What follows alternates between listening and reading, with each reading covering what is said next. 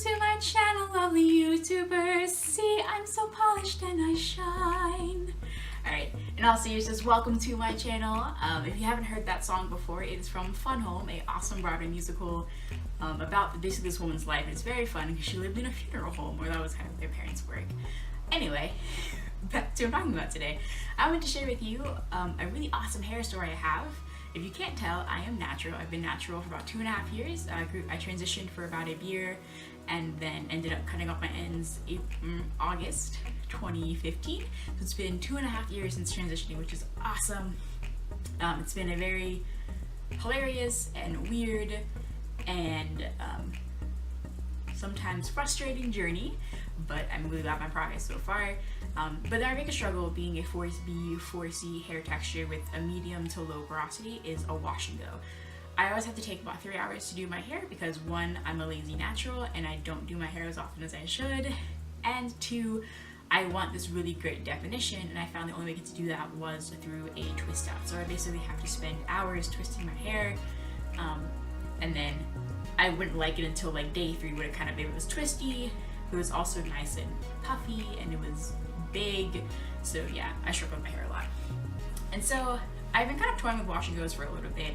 I did a wash and go back in December when I trimmed my hair, and it just felt very 70s, very like picked afro, really circular, kind of weird. And I was like, well, yeah, it's technically kind of defined, but it's not amazing. So I kind of was turned off from wash and goes for a little bit, or a lot of it, and decided to try it again. And I went back to YouTube and I looked at stations and channels and videos, and I found one that I had found before, and it's basically a collaboration with Taryn Guy, who's a YouTuber. She went to Dickie's salon, or basically it's called Hair Rules, and I believe it's South Florida is where they're located, but I'll post links below so you can see the video and their channel. I basically watched the method again. When I first watched the method, I thought, this is too complicated, this is going to take too long, so I didn't try it.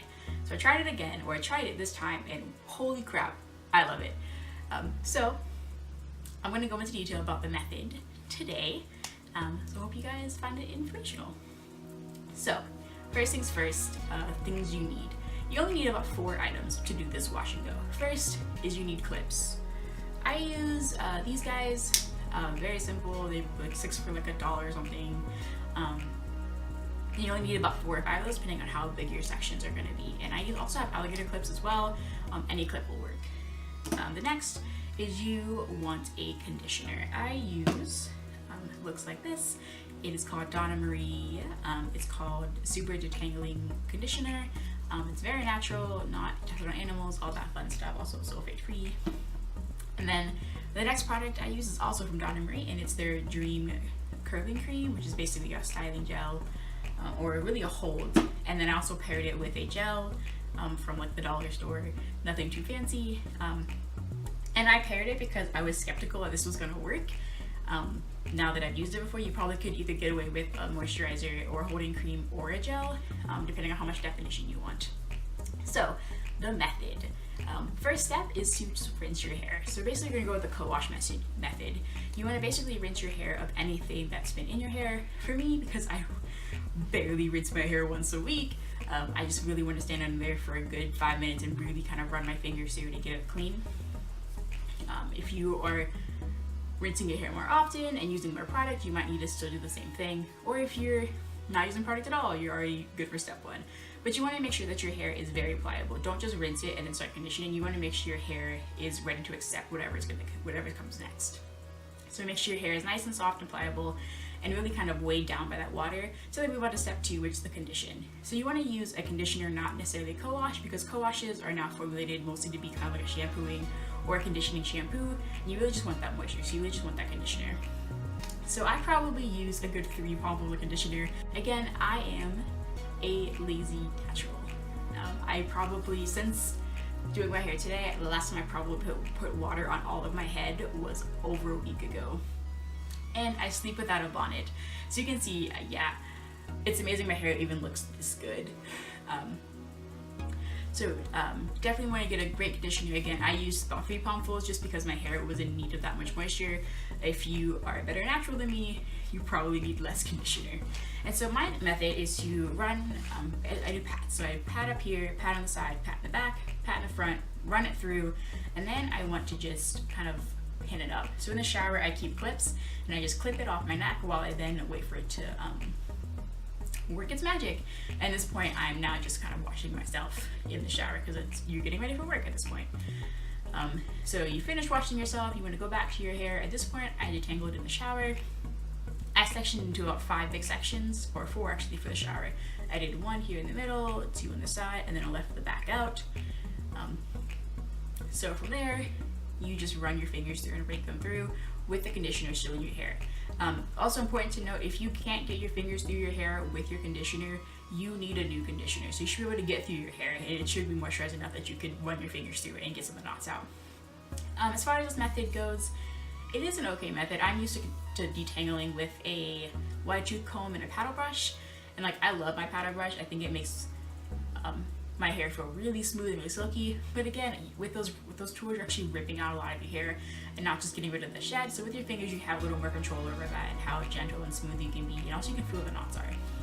So I just did the rake method again, just using about 3 fingers, just kind of raking through the sides like this, up from the bottom, from the sides, from the top, until I felt my hair was fairly smooth, and then moved on to the next section.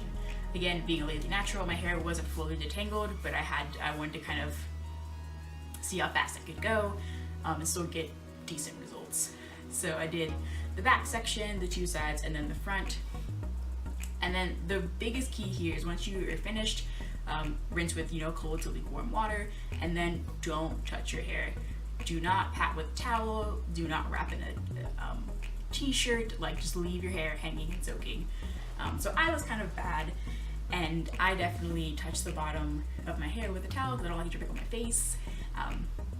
But I did find that this step really helped when it came to sectioning your hair, because I hadn't basically twisted it all back together. It was really easy for me to just pick a section and just tie it up and go. It took me maybe less than 2 seconds to just do this, twist, and then pin it on top of my head, versus having to really fight with my curls to kind of separate again. So long story short, don't touch your hair. Just section it real quick. So after sectioning it, I did 5 sections this time. I did 2 in the back, 2 in the side, and then 1 in the front. Just because I like my hair to lay, I like to kind of have the front kind of hanging over my face a little bit.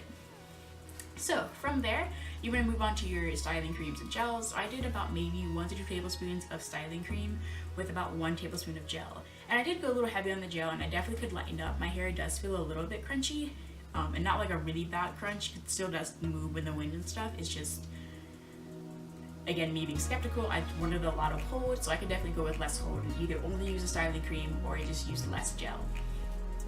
So from here, there's 2 parts to this. I would take the section I had, and I did fairly big sections, again, only having 5. And I would first smooth my hair out. So I would take my section, I would smooth it kind of like this, over top of the hair, just to make sure that I coated my hair really well. And then I went back with that rake method, so using 3 fingers to then really define that curl pattern. So kind of go from underneath, and then from the top, and then from the side and stuff like that. And then that was it. So I did the back section, my back right, and then I did the middle right. And once I finished with the middle right, I then kind of went back in between where they kind of met and made sure I didn't have any lines there. And then went from my back left, back middle, again smoothing and raking, and then that front section. Again, just smooth it over top, and then rake it whatever way you need to. So I like to do sideways rakes, and then top and bottom, just to make sure all my hair is covered. And then once that is through, you want to loosen that curl a little bit. So you take a rag or a towel, cover your face, and shake. So I shake side to side, and then a little bit of front and back. And if you're really feeling adventurous, tip your head totally over and then shake again upside down to really help those curls get that life and bouncy. And I don't know if you can, hope you can see this definition, but holy moly, every curl is defined. Over here on my left side, I didn't use as much product, and I missed some sections here. So like right here is not as defined as it could be, and like right here by my ears not as defined as it could be. So that was just my fault in not covering my hair as properly as I should. But holy crap, I love this wash and go. And I could actually make it longer. So one of the tips he has in the video that I watched was to either hit the roots with the blow dry while you stretch it, or use a diffuser as well. So I could have done that if I had a little more time, but this only took me an hour. And I think I mentioned before, it took me before up to 3 hours to do a twist out. This took an hour, and that is so much less time than 3 hours. And the more you do your hair, the easier it becomes. So this should be done every 2, maybe 3 days if you're really pushing it. And the more you do it, the easier it's gonna be, the faster you're gonna get at it, and it will get down to maybe half an hour, which is crazy because sometimes I wake up half an hour before work and I really have to get out of there. And I can still have the time to do my hair. So I hope this video helps anyone out there with the 4B, 4C texture. I know I kind of struggle to really find some people with my hair texture. And I guess porosity as well, since porosity is becoming kind of a big thing about hair as well. But I hope this helps someone, and I hope you guys enjoyed this video. And if you liked it, you know what to do. Alright, thanks guys, have a good one.